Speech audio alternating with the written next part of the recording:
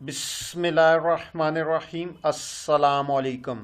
आज की इस वीडियो में हम डेफिनेशन ऑफ कॉन्ट्रैक्ट को डिस्कस करेंगे। लेकिन वीडियो स्टार्ट करने से पहले अगर आपने हमारे चैनल को सब्सक्राइब नहीं किया जल्दी से सब्सक्राइब कर ले और साथ में बेल आइकन भी प्रेस कर दे ताकि आपको हमारी लेटेस्ट वीडियो की नोटिफिकेशन मिलती रहे। तो वीडियो स्टार्ट करते हैं। सबसे पहले जो हमारे पास डेफिनेशन है वो है सिंपल डेफिनेशन। अब सिंपल डेफिनेशन में हमारे पास A contract is an agreement between two or more persons to do or not to do some particular thing, such agreement being enforceable at law।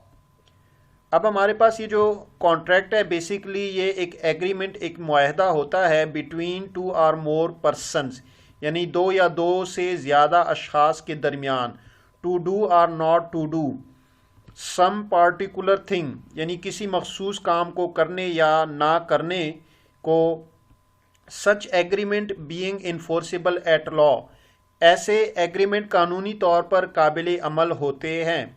Contract basically एक agreement होता है जो दो या दो से ज़्यादा अशखास के दरमियान किया जाता है किसी मखसूस काम के करने या ना करने के लिए।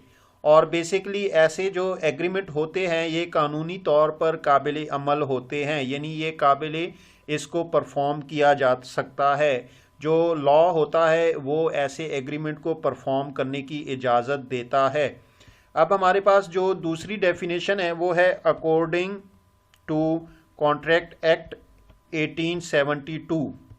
अब इसमें हमारे पास an agreement enforceable at law is a contract, एक एग्रीमेंट, एक मुआहदा जो कि कानूनी तौर पर काबिल अमल हो, ऐसे एग्रीमेंट को कॉन्ट्रैक्ट कहा जाता है। अब ये जो डेफिनेशन है ये बेसिकली जो कॉन्ट्रैक्ट एक्ट है 1872 उसके मुताबिक डेफिनेशन है वो है अकॉर्डिंग टू सेलमंड।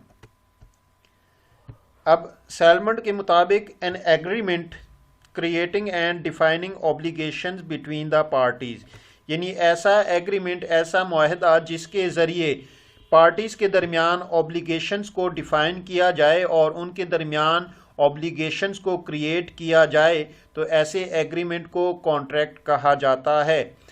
अगर हम कॉन्ट्रैक्ट को सिंपल अल्फाज में उर्दू में डिफ़ाइन करें तो इसका मतलब है कि ऐसा एग्रीमेंट कि जो दो या दो से ज़्यादा अशखास के दरमियान किसी मखसूस काम के करने या ना करने के लिए किया जाए, तो ऐसे एग्रीमेंट या मुआहदे को कॉन्ट्रैक्ट कहा जाता है। और इस तरह के जो कॉन्ट्रैक्ट होते हैं ये कानूनी तौर पर काबिल अमल होते हैं, यानी कानून, लॉ जो है आपको ऐसे कॉन्ट्रैक्ट परफॉर्म करने की इजाज़त देता है।